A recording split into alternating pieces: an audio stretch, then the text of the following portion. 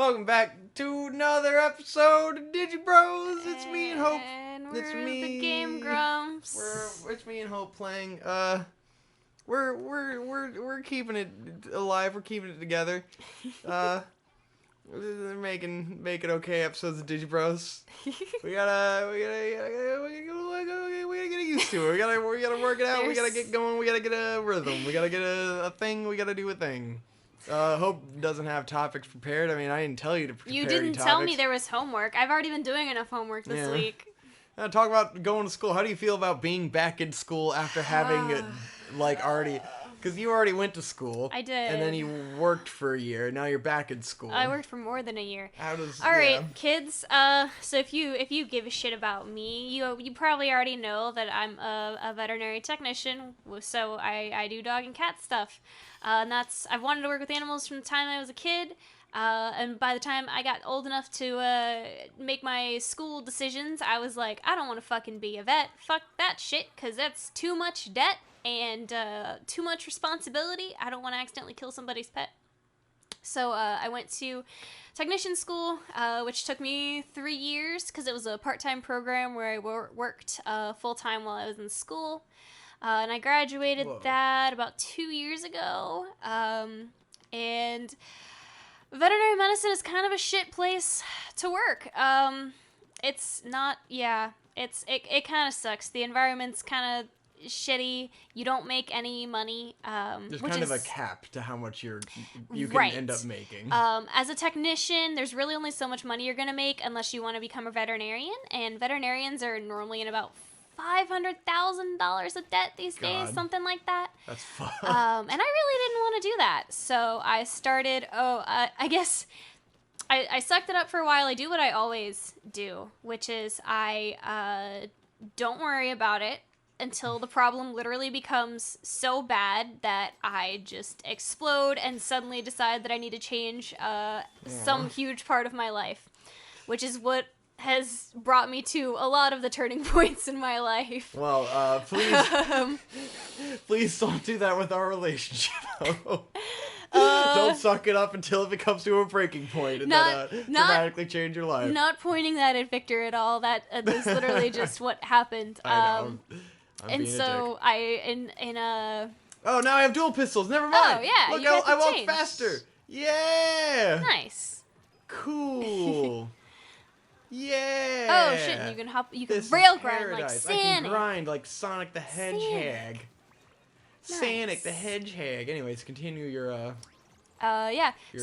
story. I kind of hit my breaking point in February, and I was just like, fuck it, and I just started looking around at other degrees and jobs and stuff in the area, and I found one for echocardiography, which is using an ultrasound machine to look at people's hearts.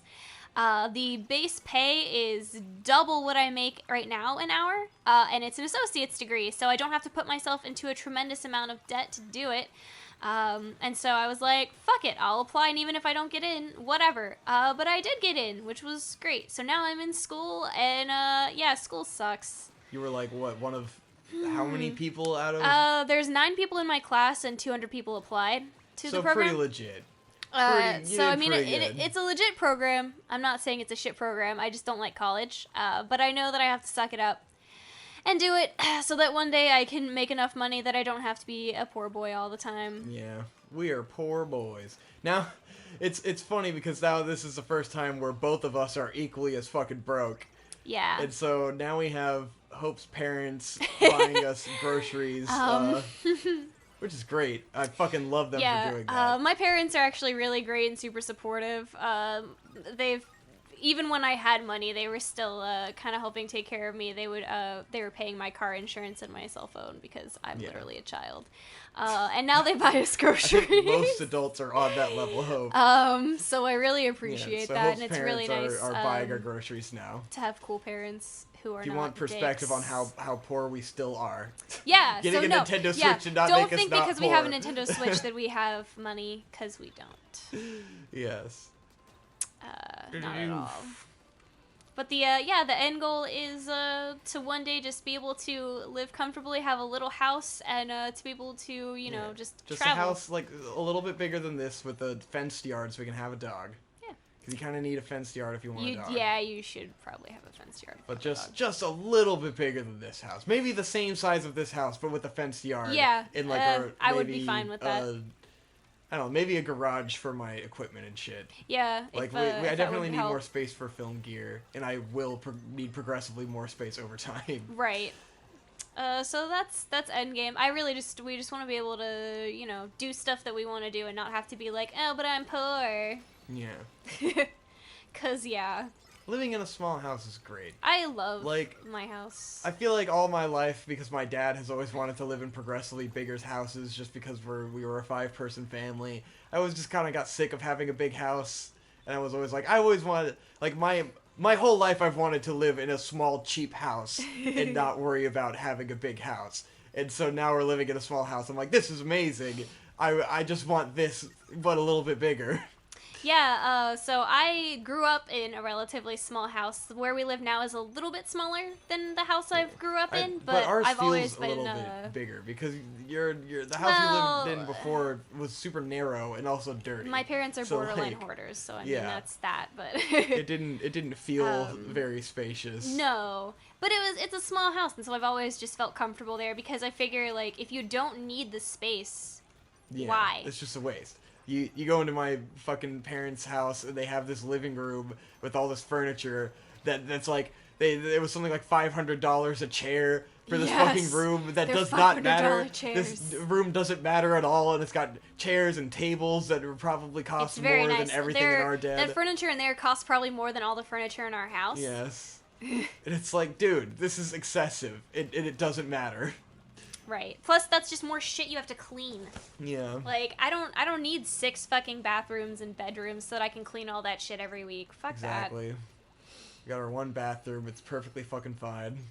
Yeah, it's totally a fine bathroom. Plus, we have a big kitchen, which is nice. Yeah, we have a great kitchen. I love the kitchen. It's super We have roomy. the perfect amount of space. We can't have a dog. Yeah, and I mean, right now we couldn't afford a dog, so it's probably fair. We couldn't afford a dog anyways. It's okay.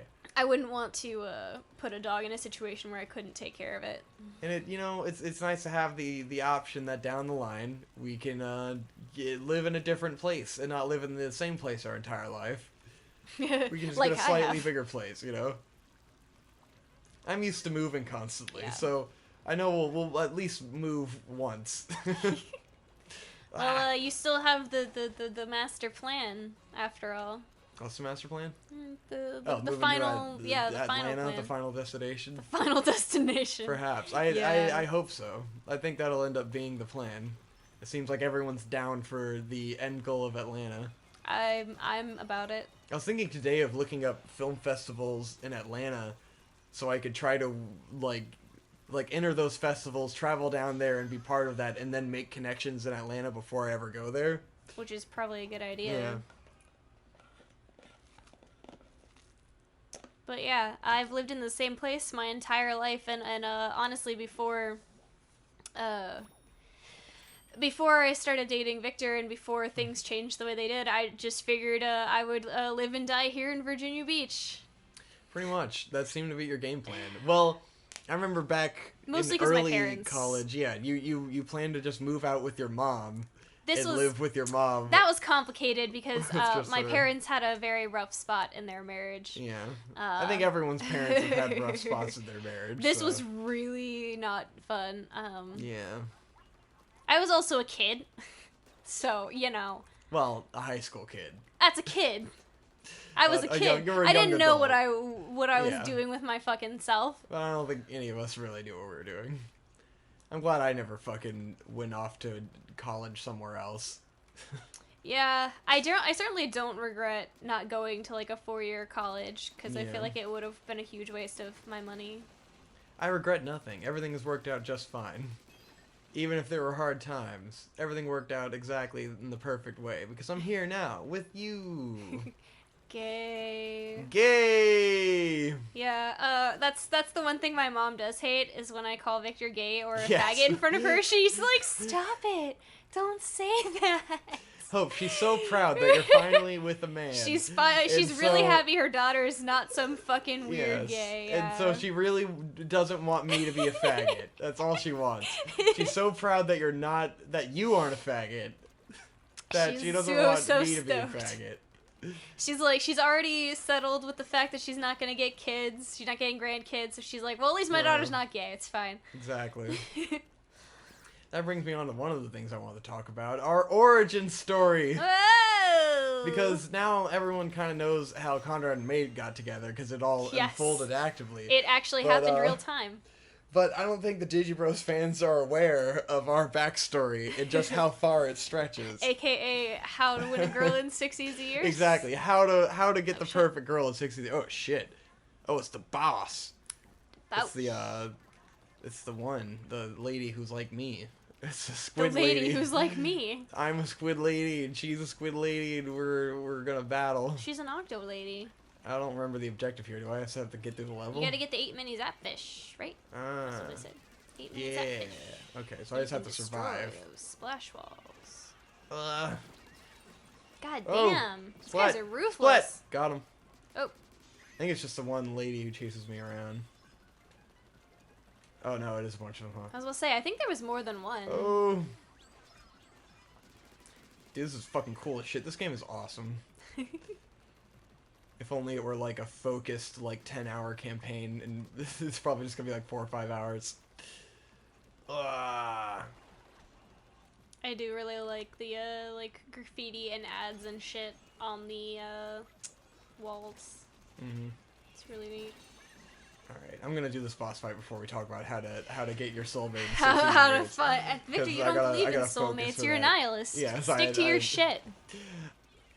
You're up my ass because I don't believe in soulmates, huh? I don't fucking care. I just think it's funny that you Alright. go out of your way to make that point, and then you I don't say go out stuff of my like way. that. I just think it's interesting. I just think it's funny. Well, I guess it depends on the mood I'm in.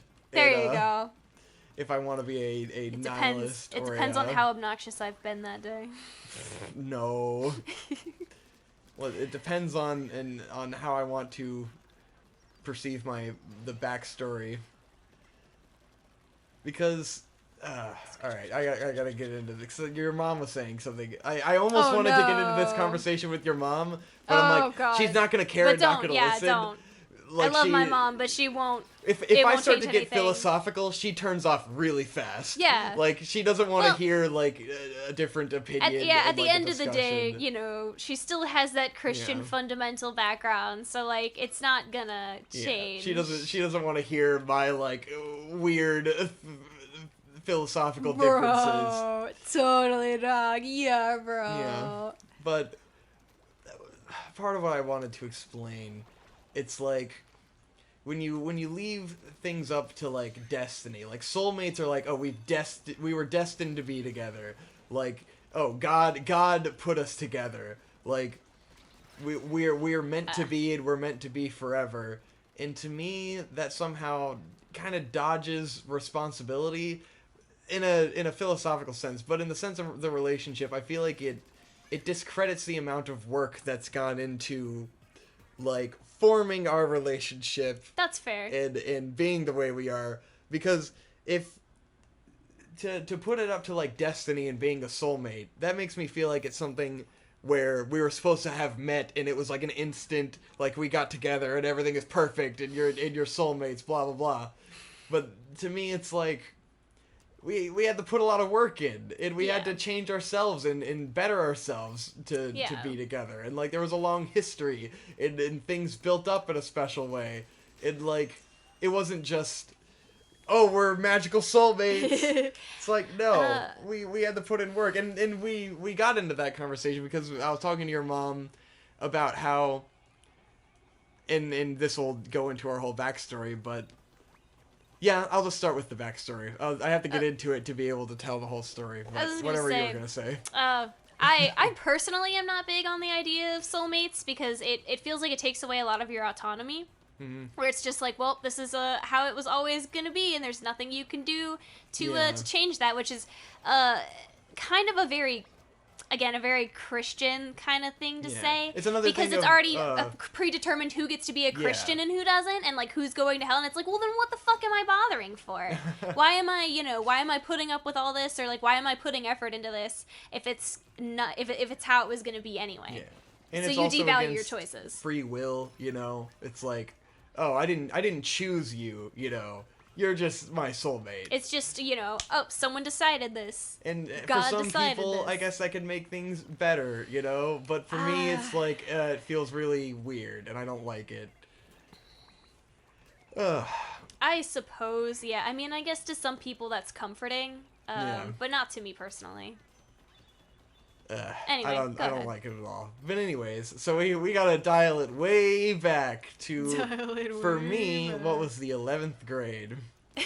So me and Hope had a mutual friend, and that was Marcus. You've met him on Digibros. Yeah, you might know who him. Marcus is. Marcus is our black friend. Yes. He's a black guy. Now he's in the military.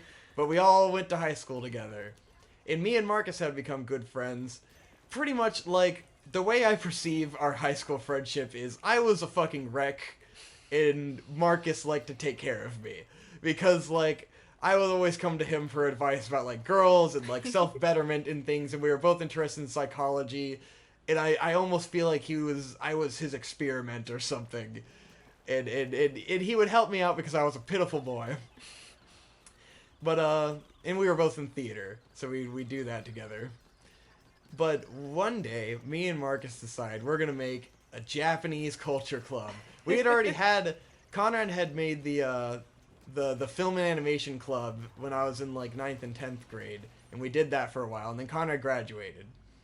So me and Marcus decided we're gonna make the Japanese culture club, but it was like towards the end of that year, and like we didn't really have time to do anything, but it was a way for me and Marcus to like talk to girls.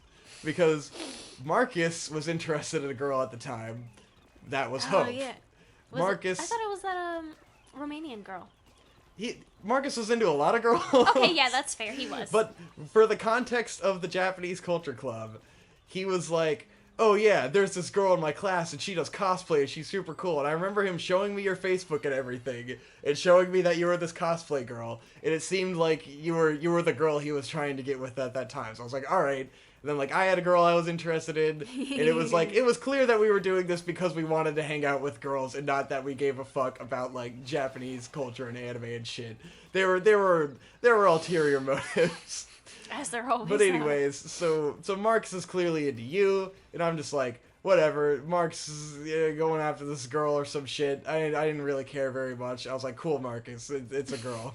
Cool, Marcus, it's a girl. So then I meet you. Do you want the backstory on how me and Marcus met? Sure, go for that. So, as I've said, I actually went to a Christian private school for most of my life, and then my senior year of high school, I actually transferred into public school, and I transferred into what was, at least amongst the people I knew who were quite sheltered, one of the more rough public schools in our area. But I don't really, it really wasn't that bad.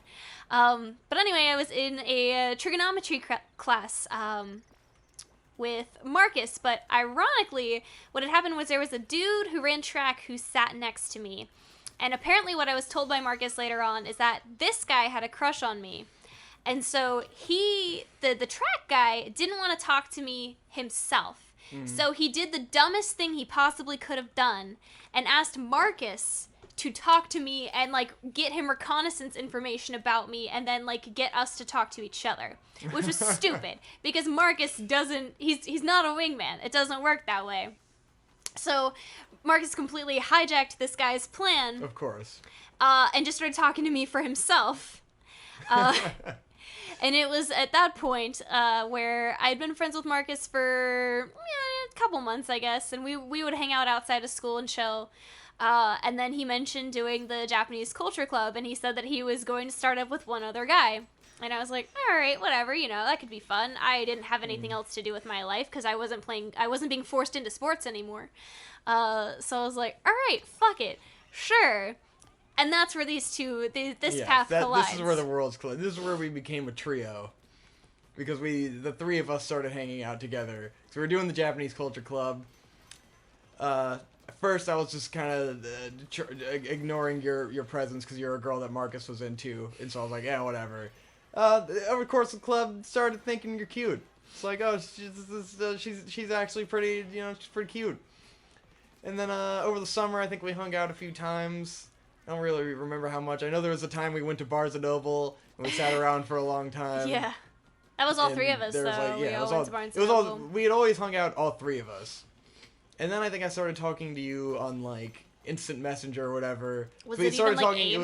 It was AIM, or it was AIM because I used to use Yahoo until you guys were using AIM, and we talked together, all three of us. But I think that's around where I started liking you a lot. And then the summer went by, and then there was NecoCon. Yes. I remember liking you a lot at NecoCon.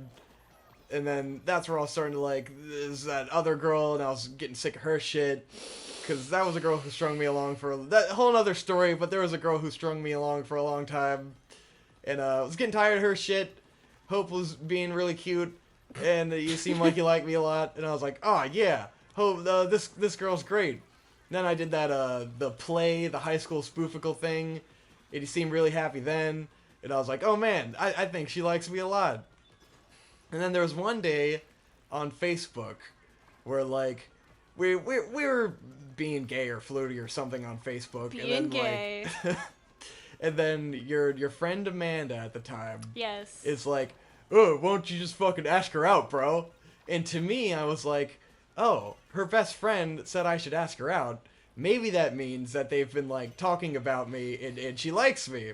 So I'm like, all right, I'll definitely ask her out. And so I asked her out over Facebook, like, immediately. And she's like, yeah. And she agrees. And then we go on, like, a few dates over the course of, like, the next, like, 5 or 6 days. And then she breaks up with me. And I was fucking devastated. Okay. And that sounds really bad on your part, on your end. Yes. But then there's your side. there's also my end of the story, which is very, very complicated and very high school-esque Of bullshit. course. It's Oh, no. yeah. Get into your side, bro. So I don't know if there's new details I haven't there's heard no before. new details. It's the same story. It doesn't get any easier to tell just because I'm older. Yeah. Of course, being raised in a Christian family, going to a Christian school, you're very much taught, like, be a heterosexuality. That's it. That's all you can do. There's nothing else. And growing up, I normally didn't really develop crushes on anybody, guy or girl. I just really wasn't into it, and so I would, like, fake it when other people were around, or I would, try really hard to find someone who I thought was a good person, or someone who I thought I had something in common with, and I would, like, try to make myself like them. Yeah. And the problem was that doesn't fucking work. And at the time, I hadn't done a lot of research into any kind of, alternative kinds of sexuality or anything like that. So growing up, it was just really hard because I was like, why don't I like anybody? What's going on? This is really weird. And so I just kept trying and trying and trying to be normal for a lot of years. And a lot of that culminated kind of around the senior year of high school, where I was just like, all right, fuck it. I'm in a new school. I'm not trapped with those fucking shitlords that, just when you're trapped in a Christian school with the same 50 fucking people and you've known each other for 11 years and they're all fucking assholes and they hate you. It's not a good environment to try and find out who you are in. So I was like, how do I get up there? Fuck it. I'll give it a try. I genuinely did. I was genuinely like, I have a lot in common with you, and I think you're a nice guy, and I want to try. But the problem was that I didn't really have any kind of romantic or sexual drive. Yeah. So for me, when things progressed, the way things normally do, where you try to kiss me or whatnot, it just immediately freaked me out, and it gave me so much anxiety because I wasn't sure what to do about it, and I didn't feel like it didn't feel natural to me, and it didn't feel like something I was sincerely feeling, and so I would immediately just, like, stress out and develop so much anxiety about the fact that I, like, could not find a way to make myself feel the way I thought I should feel about it. Yeah.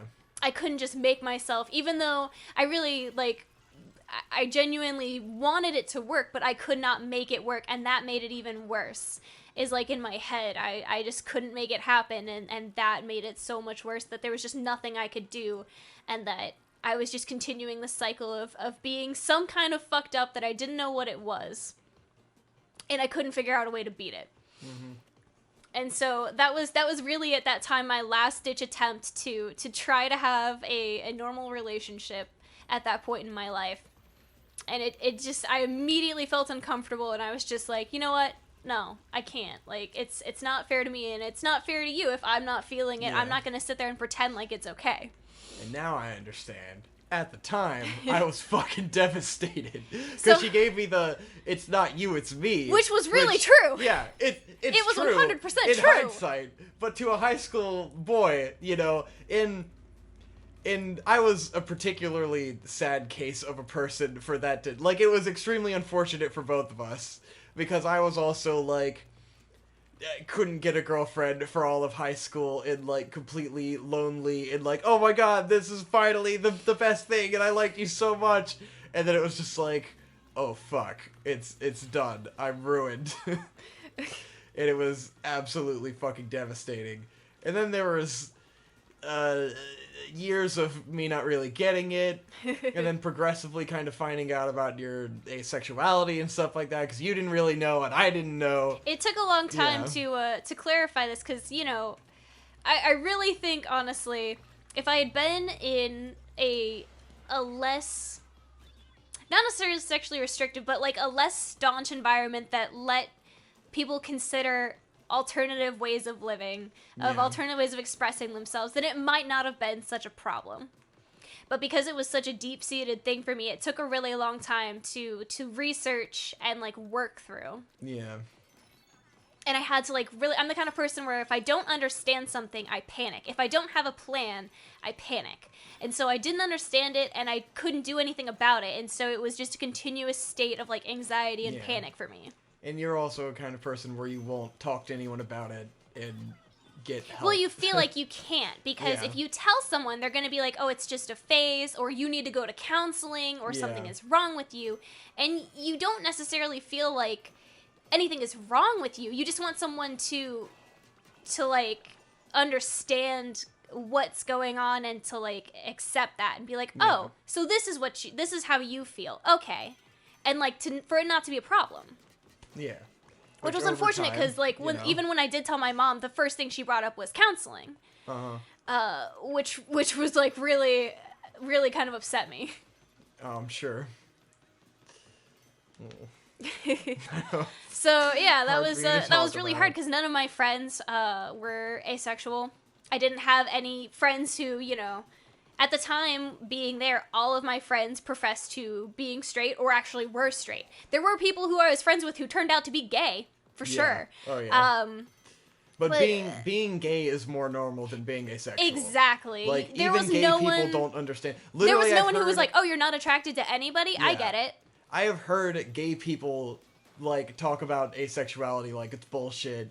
And like, fuck those guys. Right. Which is weird. Which is, like, there's so much... How could you be like that when you are someone who's been put down for your sexuality? Yeah. Like, there's why, a lot of why would you maliciousness be malicious? directed at people hear you're asexual and they want to be like, wow, fuck you. Oh, you're full of shit. Oh, it's a psychological thing. Right.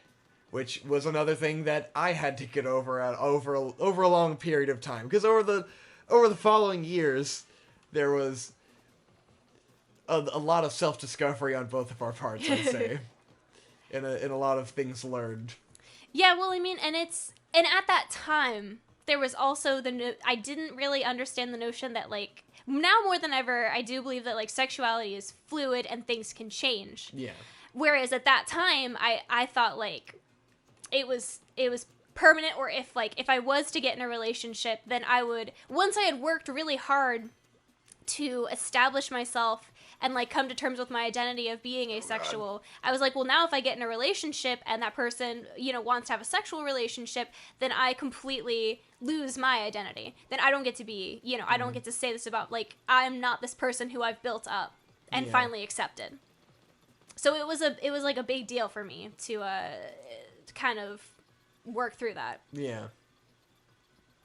Which is understandable. And I hope that there are people in the audience who, like, I've refrained from talking about your asexuality forever because I won't talk about it unless you're talking about it, because who am I to talk about it? Well, I can't tell this story without talking about it and how it's developed, like how things have developed. Exactly.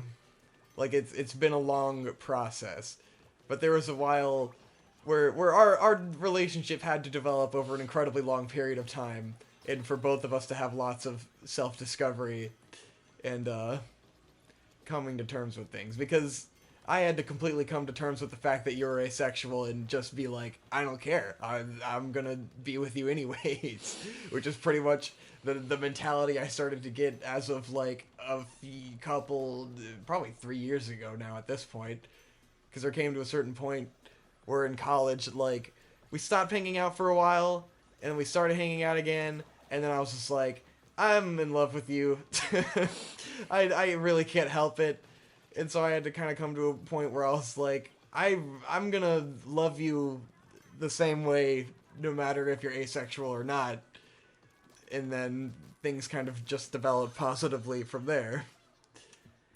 Yeah. But I think you certainly needed that, because if you never wanted to be sexual, I would have stayed with you no matter what anyways. Because when we became an official couple, I was not dating you with the expectation of sex. Right. And that was the most important thing for me to get over a very long period of time. Because I had to learn about your asexuality, get over that, accept that it's real. Because even for me, it was hard to accept that it's real, because it's something that if you're a sexual person, it's very hard to understand. It's hard to understand, yeah. because I've always been sexual, So it was weird. Yeah, and I totally get and I totally acknowledge that for a sexual person, like, you may never understand that. Yeah. And you don't have to understand it, you just have to accept that person's feelings are valid and that this is how they feel about it. Yeah. And again, that's why it's such like a big I don't know, such a big barrier, at least for me it was. Yeah. And just getting there was fucking hard as shit. We went through a lot. Shit, what was I gonna say? I had a thought with that. Oh, which is why I think, and again that loops me back around to sexuality being fluid, because I think you coming to terms with the fact that, like, our relationship may not ever become sexual, and like when we talked about that, and like you just letting me know, like, yeah, it's okay, it's not a big deal, it's not gonna make or break our relationship, I think is also a big part of it. Is like, it's not gonna, I don't have to change who I am to like be in this relationship. And that was a big part of what made me feel like comfortable enough to start exploring other options, and not just being like, well, if I do this, then I lose my identity. It's like, it doesn't matter, because if I don't like it, I can just say no, and it won't matter. Mm-hmm. Which was great. And now, everything's changed. And we're pretty much just normal. Well, I mean, I wouldn't say that I'm normal, because I still, if God forbid something was to happen and we were to not be together anymore, I still don't experience attraction to other people. Yeah. I wouldn't go out and pursue another relationship, because it's just not that fucking important to me. It's about, like, the one person, and that's it. Aww, monogamy. I love you. Gay. But bringing it back to what I was talking about with your mom. So now you guys have context. Yes. Into our relationship and how much work went in. Because years of... First of all, like, if we had gotten together in high school, I was a fucking emotional wreck. Like, just the fact that I got a girlfriend was not gonna make me happy and fix me. because there was a lot of college years where there was college is about self-discovery and like and finding who you are as a person in a sense. And like if we had just gotten together out of high school and it was a normal relationship, it would have it would have fallen apart eventually, and then that would have been the end of it. Like we would have ended up breaking up, and then we wouldn't have been friends anymore, and then our entire course of life would have been completely different. But the fact that we went through college, and I worked through all of my personal bullshit in being a depressed faggot, and learned, how to deal with your sexuality and everything, that, like, that work is what made our relationship. And I was explaining to your mom about, like, how... Because she was talking about, like, being soulmates and stuff, and I was like, well, I'm glad we didn't stay together in high school, because it would have sucked and it wouldn't have worked out. And then she was just kind of like, no, what are you talking about? Oh, you were fine in high school. Oh, everyone's weird in high school. I'm just like, no. Like, I really strongly believe that, like, I've really, really developed myself through college and become a better person, and I didn't deserve to be in a relationship at that point in time. Like, if you don't love yourself, you shouldn't love other people, and I was a fucking mess. And that's also why I don't like the idea of soulmates and everything, because we had to put so much work in. And we had to, like, we consciously made an effort to change ourselves. To try and change, be better. And, like, it wasn't just fucking God and destiny brought us together. Like, there was a lot of work. It was hard fucking work. There was a lot of emotional stakes and, like, hard moments, difficult moments where you're not sure if what you're doing is the right thing to do. Like, a lot of shit went into it. So right. I don't feel right saying, oh, we're just soulmates. Everything's perfect. I don't know. Then I'm sure your mom would agree with, like, relationships, needing to develop. Obviously, they had their own struggles. Right. But then I think to her it would be like, oh, but that's what makes you soulmates, because no matter what happens, you get over it. Yeah, but I think like, that to me is not... I don't get that out of it. Yeah, it's just that's a fundamental difference in perception in the way my mom sees that versus the meaning that you or I would derive from it. Yeah, but I've always wanted to tell our backstory, our tragic Bros, fucking backstory, our stupid I never wanted to angsty do it backstory. without you being around. Hopefully it's entertaining for people. Hopefully it helps some people, But that's how to get a girl in 6 easy years, because, like, You've gotta, if you really care about someone, you gotta love them unconditionally. Which, for me, loving you unconditionally was without sex. If that's not gonna happen, I still fucking love the shit out of you. I'm gonna do it whether we have sex or not. I will give up my own sexuality to be with you. That's the mentality I got in.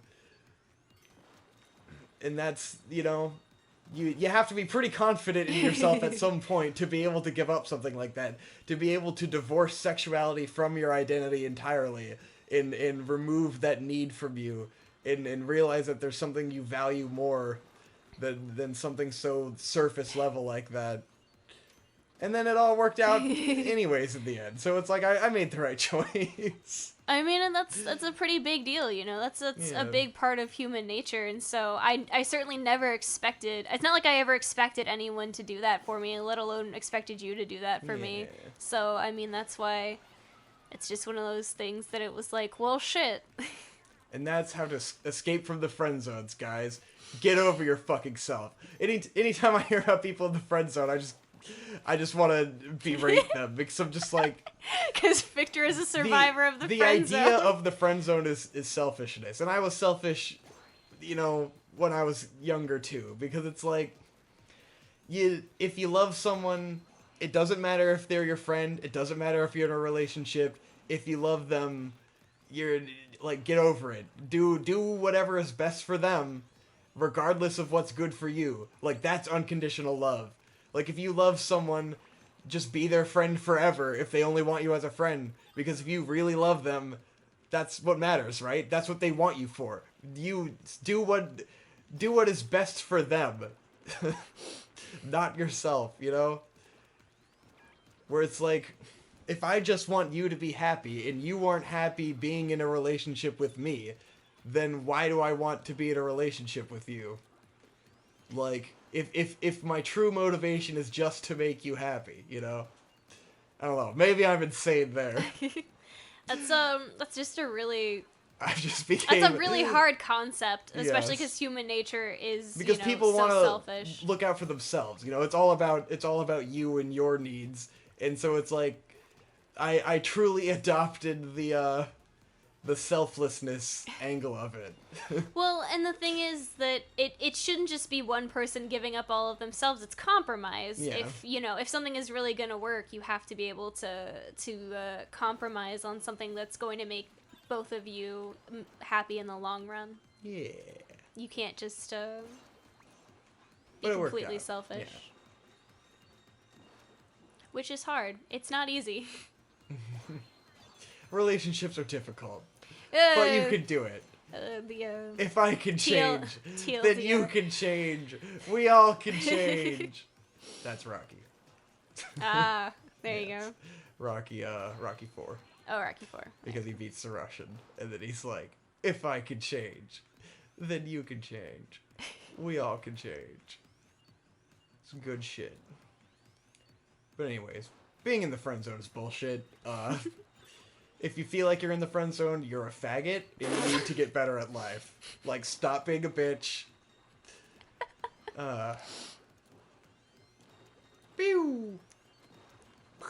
I don't have any comments on the friend zone because, yeah. Because you've never been friend zoned. Because I've never been in the friend zone. Yeah. Women privilege.